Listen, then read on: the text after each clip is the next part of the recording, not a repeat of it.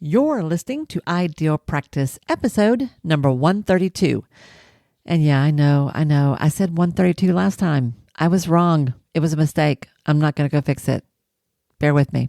All right, let's talk about today. So do you guys ever feel like you have hit some kind of an income ceiling, like you're maxed out on time and clients, or for that matter, you've just run out of ideas and there's just no way that you can see to squeeze another dollar out of your day?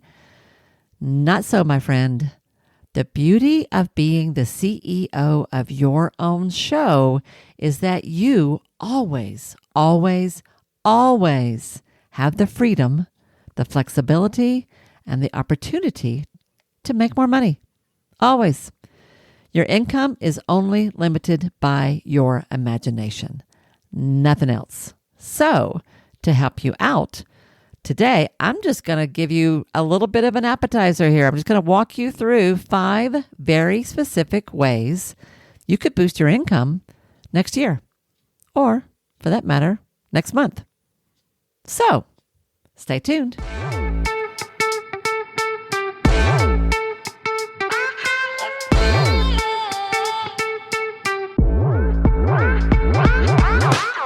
Hi, I'm Wendy Pitts Reeves, and with over 2 decades of experience in the private practice world, I've built my 6-figure business while learning a lot of lessons the hard way. This is the first podcast that shows you how to apply the principles of energy, alignment, and strategy to build a practice that is profit-centered, but people-forward. This is the Ideal Practice Podcast. Hey folks, this is Wendy Pitts Reeves, your host here on the Ideal Practice Podcast. Thank you so much for joining me today. How are you doing? Are you holding your head up? Are you staying calm and centered in the middle of all the kind of holiday craziness that's going on right now? I hope you are. If you just happen to catch this podcast the day it goes live, it may be that you can still join me for this year's On Purpose mini retreat, which I'm doing on Friday, December the 6th. I still have a few slots if you want to hop in, but the doors are going to be closing for that tonight. So if you want to do that, join me quickly. If you don't, but you kind of want to get on the list so you know about it next year, you can absolutely just add your name to the list. Go to wendypittsreeves.com/on-purpose. wendypittsreeves.com/on-purpose. And you can join me if the doors are still open. And if not, I'll make sure you know about it next year. This is an annual thing that I do in December where we spend a half day diving deep into your practice in a small group setting online, where we'll do some seriously beautiful, awesome reflection and review and goal setting and intention clarifying for next year. And by the time we get done, you are going to have a roadmap for where you want to go next year. So it's a really, really cool workshop. I think it's a lot of fun, and I find it really helpful for me personally, and I think you will too. So if you're still interested in that, or if you want to know about it even next time, go to wendypittsreeves.com/on-purpose and get your name on that list, or sign up if depending upon when you hear this. And with that, let's get into what I want to talk about today, because this is the time of year, as I've been saying for a while now, when it's really easy to kind of give up on things. It's easy to sort of coast into the end of the year like, I've done what I'm going to do, Wendy. I'm kind of done. I don't think I have anything left in me. And besides, I've got to go buy some gifts. Well, I get that.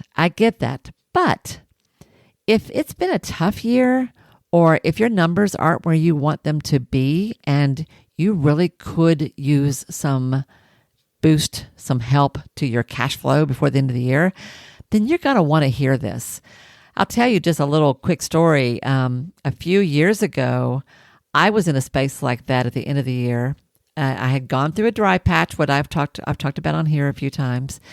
And I was talking to my accountability partner, Michelle Knox, who someday you guys are going to meet here. And we had a call. I've forgotten why, but we had a phone call in the week between Christmas and New Year's. And that particular year, I think Christmas was at the beginning of the week. And this was like Thursday afternoon, something like that, sort of towards the end of that week. And we were talking, and I was talking about how frustrated I was because whatever wasn't going right. I don't remember what it was now. I just remember I wasn't in a good spot. And she said, wasn't there some like a course idea that you had that you were thinking about launching? And I was like, yeah, it's this, this, and this. And yeah, people keep asking me for it. And I just haven't done it. And she said, well, so what's stopping you? Why don't you do that? And I was like, yeah, that's a really good question. Why don't I do that? I got off that phone, and an hour later, I sent out my first, what is actually a sales email, even though I didn't think of it that way, a sales email to my closest network about a new course I was going to be offering.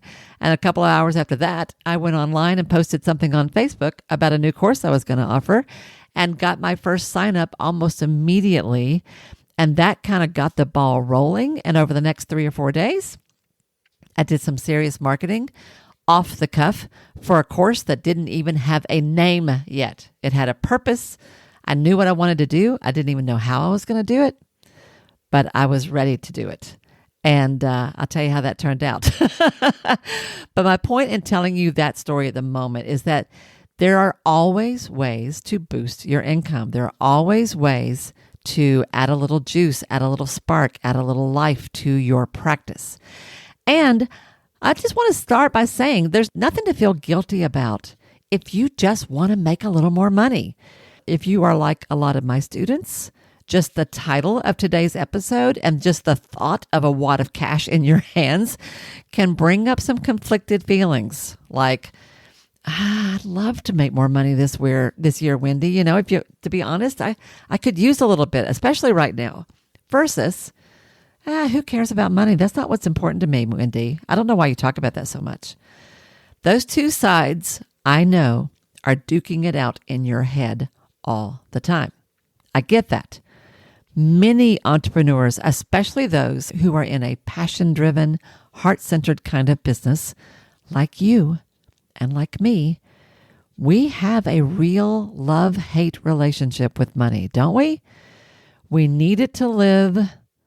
We want more of it to live well. And sometimes we hate ourselves for even thinking about it. And there's this like ongoing kind of guilt cycle around this. But y'all, the simple truth is you can't be poor enough to ever help anybody else. And the better off you are, physically, emotionally, spiritually, financially, the more power you have to help the world around you. So let's call that just a little pre-game bonus tip here. Let's drop the guilt and allow yourself to want more. Allow yourself to want more. Not because you need it, not because you're desperate, not because you're in trouble, because you're fine. You would just like to have more. Drop the guilt. Let's do this. Got it? Okay, good. Good. Well, now that we've got that out of the way, let's talk about how to bring in more, how to make money, good money in your business in what's left of this year and moving right into next. Okay? Okay. Step 1. This is always a good place to start if you just want to boost your cash flow. And that is pick up the money that's already on the table. That might mean reaching out to clients who have a balance with you, clients who have accounts due. Maybe you need to follow up on that with a phone call or a text or a reminder. Maybe if you are in a type of work that you file third-party claims with insurance companies, maybe you've got some old claims that need you to follow up on.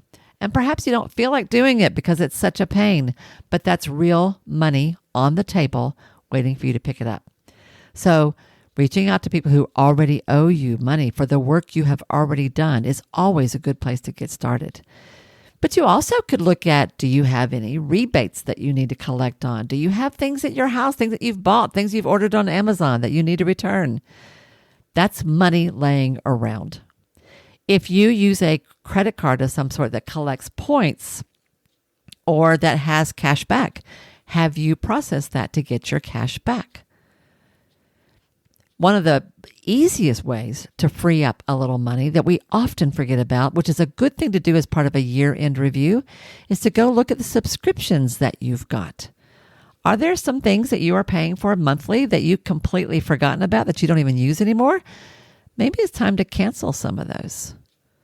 And guys, just a little side note, if you don't have a spreadsheet somewhere where you keep track of all of your subscriptions, I'm going to encourage you to do that because it is so easy to add $5 here, $10 there, or for that matter, a few $100 a quarter or several $100 a year if you're in some kind of an auto renew for who knows what. So the very first thing you can do to free up a little cash is to look at where's the money on the table, what's laying there just waiting for me to follow up on it and to collect some money. All right. Always start there. That's just a healthy place to begin.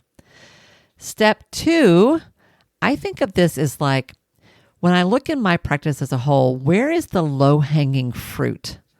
What's the easiest thing I could do that would bring in a few new clients or schedule a few more appointments?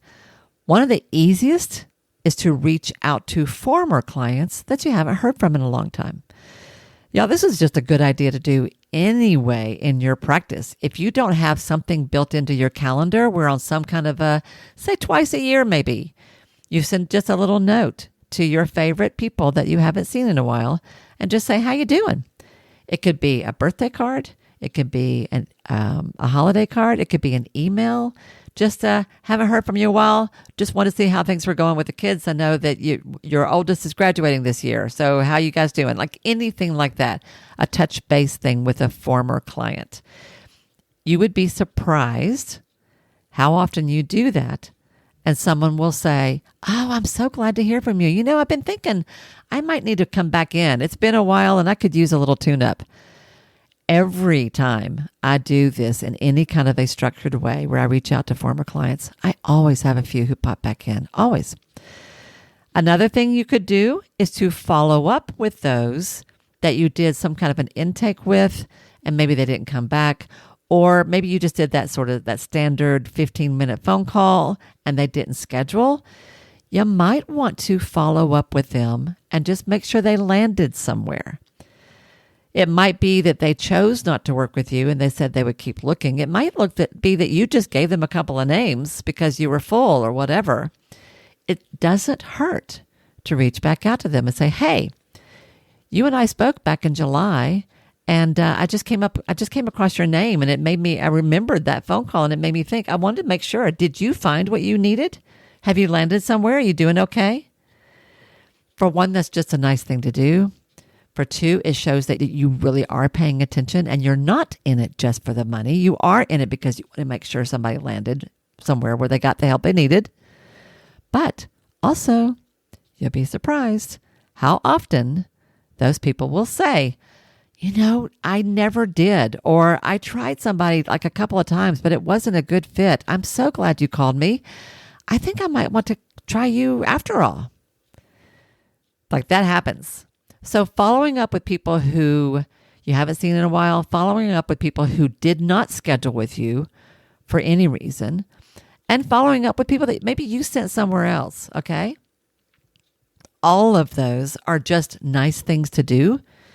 They are things to do that are in alignment, that come from a place of integrity, that come from a place of service. But they also often will bring in a client or two. You'll be surprised. So that's the low-hanging fruit. These are people you already have some kind of a relationship with. It might be a long-standing relationship. It might be one you just, like maybe you've barely connected with, but you have talked to them in some way or interacted with them in some way. That is the low-hanging fruit. Find ways to reach out to those people and see if you don't bring in some business from that. Bet you do. Those first two are two of my favorite ways to boost income because they don't take that much work, y'all. It's just a matter of like, let's just start with where we already are. Now, let's go a little further and talk about something that takes a little bit more energy. So the step 3 that I would recommend is to seriously up your networking game. No, Wendy, not that. Yeah. Most of us are introverts, not all, but by and large, so many people I know who work in the healing arts in any way, whether it's psychotherapy or anything else, tend to be introverts. We like doing deep work with small groups of people, right? But you can't hide in your office. You can't hide behind your computer or your phone. You do actually have to shore up relationships, and sometimes you have to make some new ones. So one of the easiest ways to start, this is sort of the low-hanging fruit idea again, is to just reconnect with your best referral sources, people that you haven't talked to in a long time. Now, my favorite are to think about like doctor's offices, the minister of a large church. Maybe there's a nonprofit somewhere that their people love you, whatever. Where are the institutions, organizations? Maybe the guidance counselor at one of your local schools. Where are the large groups that have lots of people that they're always trying to find help for? That's a really good place to be, to think about this. As I say this, I'm thinking, you do keep a list, right, of where your referrals come from? I hope. Because if you do, it's easy to just go back and look at the last 3 months at all the new clients you've had. How do they find you? Where are most of your referrals coming from? And if they're coming from online, kudos to you. You're doing something great digitally. But if you're getting a lot of referrals from your pediatrician or your OBGYN or your primary care doctor, or you're getting a lot of referrals from a particular psychiatrist or nurse practitioner who is a prescriber in your industry, or if you're getting a lot of referrals from a school, start by reaching out to them. How are they doing? And what could they use some help with right now? Is there anything in particular that they are seeing among their population, their clients, their customers at this time of year? Anything they're a little bit worried about? Anything they're noticing in terms of a trend? And is there anything you could do to help them serve their people better? That's a great place to start in terms of upping your game. A second thing you could do is just sit down and make a list of colleagues that you want to connect with one-on-one. These might actually even be people in your very own practice. If you're in a group practice and you've got people that you never see because you're always in a room with the door closed, maybe you need to have lunch. Maybe you need to meet for coffee. Maybe there's a practice across town that you know somebody there that you would like to get to know better. Maybe there's a specialty that you're curious about that you don't know much about that you would like to learn more about. Well, why not reach out to that person, ask them if you could buy them a cup of coffee, and that you'd like to learn more about their work, or more about their method, or more about the training that they went through, or more about this cool thing they're doing in their practice. All of that is great. And you'll meet somebody new. And of course, you'll get an opportunity to share what you do as well. And the two of you can swap referrals. That's an easy, gentle, introverted way to increase your networking game. If you really want to up your game a little bit, one thing I might encourage you to do that's sort of stepping a little bit outside your comfort zone is to research the dates and themes of major conferences in your profession in the coming year. We all know the biggies, like the Association for Marriage and Family Therapy that happens every year, NASW's National Conference. There's all kinds of biggies like that, but there are also spin-off conferences that are still relevant. Maybe you should look at what's coming up in the next year and choose one of those that you're going to attend in person and commit to making that happen. And y'all, for the record, I'm just going to say, you don't have to just go the one that's closest to you, that's easiest to get to. Go to the one that excites you. You will find friends there. You will make connections and you will gain energy. Even if you don't actually get a new client from that in particular, you just never know where that's going to lead. A good friend of mine and a nurse practitioner who gave a talk herself at a local conference in my area just last week. It was a brand new talk, something she'd never done before. She's already looking at how she can take that on the road to other conferences. And I guarantee you she's going to get business out of that. So you just never know. I once got a 2-year coaching client literally out of a conversation with someone sitting at my table at a conference I went to in California. You never know what's going to happen. So I encourage you to get yourself out there physically to attend a conference. not just because you have to, but because it sounds really juicy and fun and you want to. The energy alone will carry you.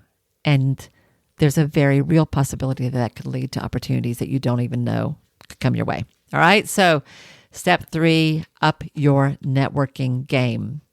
Local referral sources, colleagues you need to have a connection with one-on-one, and see if you can't get yourself to one big conference next year. Yeah. All right. Step 4, get creative.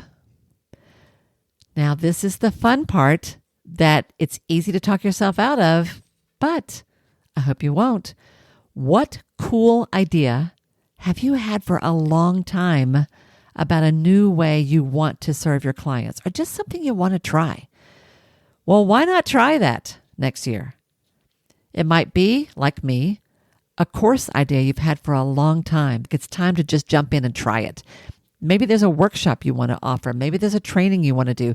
Maybe you're ready to start adding intensives to your practice. Maybe you've been wanting to do a retreat forever. I'm actually working on that as well. Like as I'm sharing this with you, I'm already planning a retreat for my counseling clients in January. I'm going to be doing a half-day retreat for women leaders that I'm already getting kind of excited about. Yeah, that's on the back. I mean, that's not on the back burner. It's behind the scenes, but I am actively working on that as we speak. Not to mention the workshop I'm doing next week. What's the idea that you're like, I've always kind of wanted to do that?